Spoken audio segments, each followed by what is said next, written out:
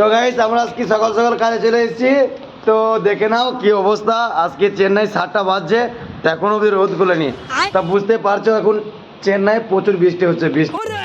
Guys আন্ধারে কেউ দেখতে পেয়েছি না, এই দেখো গালে সেমেল লাগিয়ে যাক, এইখানে সব বসে আছে, সব রাতে রাতে কাজ চলে এসছে গাইস। এই দেখো বাবা ঘুম ছেড়ে না গাইস, কি অবস্থা। না বালক বইছে বাবা।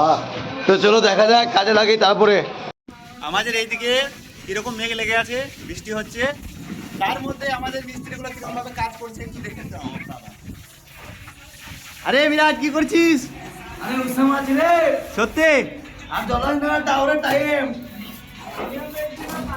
আরে তোর গলায় কটা চেন রে? মাতুলি রে, মাতুলি। এই বাড়িতে কি করছো গো? আর কত রে বাপ সকালবেলাতে কাজ করছো?